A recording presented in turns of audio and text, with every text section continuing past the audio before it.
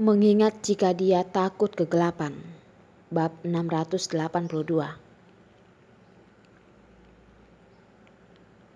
Memikirkan hal ini, Rick berkata dengan bersemangat. Tuan Presiden, Anda tenang saja. Aku akan baik-baik melindungi Nona Tanjaya. Tidak akan membuat dia berada dalam bahaya. Jika Nona Tanjaya kehilangan beberapa helai rambutnya, maka aku akan menggunakan nyawaku untuk menggantinya.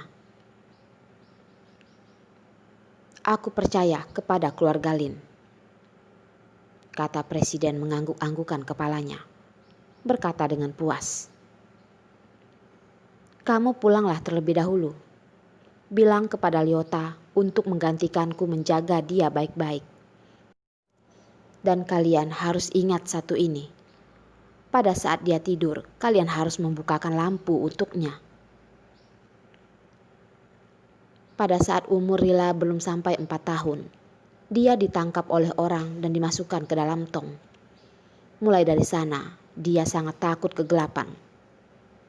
Beberapa tahun ini, keadaannya masih sama tanpa mengalami perubahan apapun. Hal ini sangatlah dia mengerti. Maka dari itu, dia baru bisa mengatakannya kepada keluarga Lin, mengingatkan mereka agar mereka mengingat hal ini. Rick sudah menjadi kaki tangan Presiden. Lyota adalah adik kandung dari Rick. Pada saat dia pergi ke New York selama 3 tahun, secara kebetulan menjadi teman sekolah Orila. Jika dikatakan sebagai kebetulan, takutnya orang bodoh pun tidak akan mempercayainya. Karena sebenarnya ini bukanlah sebuah kebetulan. Semua hal ini sudah diatur oleh presiden mereka. Membuat orang yang paling dekat dengannya menggunakan cara yang paling pas untuk menemani Orila di sampingnya. Dan segala sesuatu tentang Orila, dia tidak perlu lagi bertanya. Semua informasi tersebut sudah datang secara otomatis kepadanya. Beberapa tahun sudah lewat, dia sudah menjadi lelaki dewasa. Dan hari ini dia menjadi presiden baru negara A. Rila kecilnya juga berubah menjadi seorang wanita. Dan terlebih lagi, Rila masih mengingat apa yang dia katakan kepada Rila kecil. Ingin bertemu dengan Abang Hansel. Dan pada saat dia sudah bertumbuh dewasa, Rila harus membawa kalung yang diberikannya khusus kepada Rila kecil. Dan hari ini, Rila sudah datang. Tetapi dia memiliki perasaan seperti tidak ingin bertemu dengannya. Terlebih lagi tidak ingin berhubungan dengan Rila. Hanya bisa melindunginya diam-diam dari belakang. Pada saat Rick sudah pergi, Rico sudah datang lagi. Melihat presiden baru mereka yang sedang termenung menatap sebuah foto, dia berkata dengan khawatir. Tuan ketiga, 2 hari lagi kamu akan dilantik sebagai presiden yang baru. Semua tatapan rakyat akan menuju ke arahmu. Pada saat ini, kamu tidak boleh melangkah ke arah yang salah. Alasan kenapa tuan ketiganya berbuat seperti ini, siapapun tidak ada yang mengetahuinya. Tetapi Rico, orang yang selalu berada di sampingnya, mengetahuinya. Beberapa tahun ini, tuan ketiga sama sekali tidak merasa khawatir kepada anak itu. Setiap tahun anak itu berulang tahun, tuannya akan menyiapkan hadiahnya dengan tangannya sendiri, menyuruh orang untuk mengantarnya. Tetapi karena dia tidak pernah memberitahukan siapa yang memberikan hadiah tersebut, maka hadiah tersebut segera terlupakan begitu saja. Setelah mengirimnya selama beberapa tahun, takutnya Rila tidak akan pernah mengetahui bahwa hadiah itu diberikan olehnya. Tetapi dia tetap saja mengirimnya setiap tahun. Tidak pernah melupakannya satu kali pun. Tahun ini juga sama. Mengirimkan hadiah ulang tahun ke New York dan sekali lagi terlupakan. Kali ini Orila bahkan tidak mengadakan pesta ulang tahun, bahkan berangkat sendiri ke negara A.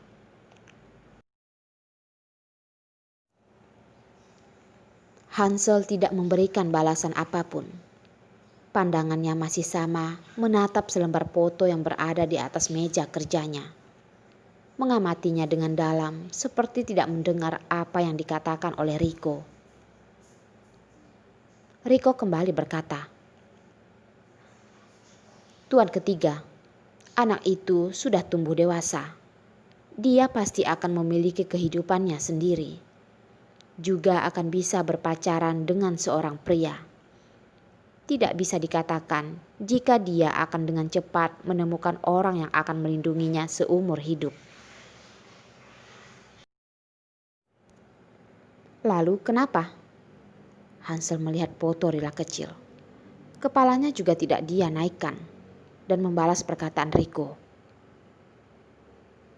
Tidak peduli anak itu sudah tumbuh seberapa besar. Tidak peduli dia akan bertemu siapa. Dia sebagai kakak terbesarnya, apakah tidak bisa melindungi Rila? "Tidak ada kenapa." Riko mengeluarkan suara batuk dan berkata,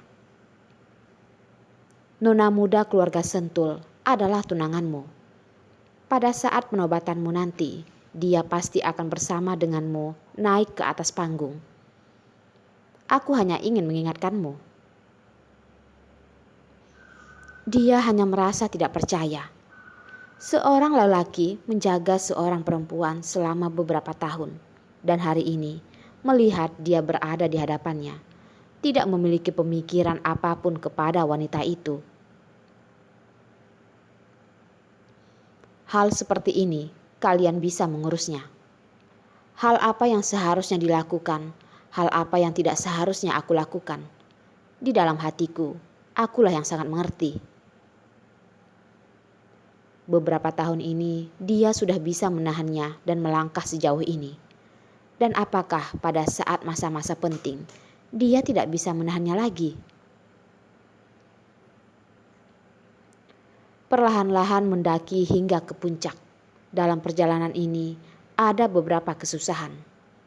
Dia lebih mengetahui dengan jelas apa yang harus dilakukannya daripada orang lain. "Orila, ini adalah kamar yang khusus aku persiapkan untukmu. Mungkin tidak senyaman kamar yang kamu tiduri biasanya. Tetapi aku merasa kamar ini tidaklah buruk." Liota membawa Rila ke dalam kamar yang telah disiapkan untuknya. Terlihat begitu banyak hiasan kartun. Dia sangat menyukainya, dan dia yakin Orila juga akan menyukainya. "Iya Liota sayangku, terima kasih karena sudah berbuat hingga seperti ini kepadaku." Orila memberikan Liota satu pelukan besar. "Bisa merasakan pelayanan super di negara lain. Benar-benar membuatku berterima kasih kepadamu." Sebenarnya Rila sama sekali tidak menyukai dekorasi berwarna pink yang biasanya disukai seorang gadis kecil. Tetapi karena hal ini disiapkan Liota menggunakan hatinya. Sebagai seorang tamu yang baik, bagaimanapun juga tidak boleh membuat pemilik rumah merasa kecewa. "Hehe, Orila, tidak usah bersikap sungkan kepadaku. Pada saat di New York, kamu selalu menjagaku." Mulutnya berkata tidak perlu sungkan. Tetapi pada saat Orila memujinya, Liota masih saja merasa sangat senang. "Di dunia ini terdapat begitu banyak orang, tetapi hanya kamu seorang yang bisa menemaniku melompati kelas. Terlebih dahulu tamat kuliah. Jika aku tidak baik kepadamu, maka aku akan bersikap baik kepada siapa lagi?" kata Orila. Orila mewarisi kepintaran ayahnya. Di umurnya yang begitu muda, dia sudah menyelesaikan seluruh pelajaran di sekolah ternama. Kepribadian Leota memanglah buram, tetapi dalam masalah pelajaran, dia merupakan orang yang sangat pintar. Karena hanya dia yang bisa memaksakan mengikuti kecepatan belajar dari Orila. Iya, kita adalah teman sekolah dan teman baik. Leota kembali berkata, Orila, pada saat malam kamu ingin tidur, kamu tidak perlu merasa takut. Aku bisa menemanimu tidur. Takut? Apakah kamu pernah melihat aku merasa ketakutan? Meskipun dia sebenarnya merasa takut, tetapi melihat kepribadian Orila yang begitu kuat, dia juga tidak akan bersedia membiarkan orang lain mengetahuinya. Jika hanya sedikit saja kesusahan dan dia tidak bisa mengatasinya, bagaimana bisa dia mencari Abang Hanselnya nanti? Kamu pergilah mandi dan beristirahat terlebih dahulu. Aku berada di kamar sebelah. Jika kamu membutuhkan sesuatu, kamu bisa kapanpun memanggilku, kata Leota. Iya, kamu pergilah beristirahat. Orila meletakkan kepalanya di atas ranjang, dengan nyaman berguling di atas kasurnya. Abang Hansel, Rila sudah datang mencarimu. Kamu harus bisa mengenali Rila. Ada suatu ketika dia benar-benar merasa ketakutan. Takut pada saat dia dan Abang Hanselnya sudah berdiri berhadapan. Tetapi dia tidak mengenali Abang Hanselnya. Dan Abang Hanselnya juga tidak mengenali dia lagi. Orila tidak bersedia berpikir lebih banyak lagi. Karena dia sudah datang, maka dia hanya bisa yakin jika dia bisa menemukan Abang Hanselnya. Sebenarnya ada suatu saat dia benar-benar tidak mengerti mengapa dia ingin mencari orang yang sudah sejak lama dia lupakan wajahnya. Atau mungkin suara hatinya yang terus berbicara, terus memberitahukan dirinya jika dia harus menemukan Abang Hanselnya, menggantikan perasaan bersalah tidak bisa menemaninya pada saat dia masih kecil dulu. Mengingat apa yang dia lakukan seharian ini, dia seharusnya merasa sangat kelelahan. Tetapi pada saat dia sudah selesai mandi, Orila sama sekali tidak merasa ingin tidur beristirahat. Telinganya tiba-tiba mengulang sebuah suara lelaki yang begitu indah. Rila, jangan takut. Abang Hansel pasti bisa melindungi Rila. Bisa membantu Rila mengusir semua orang-orang jahat.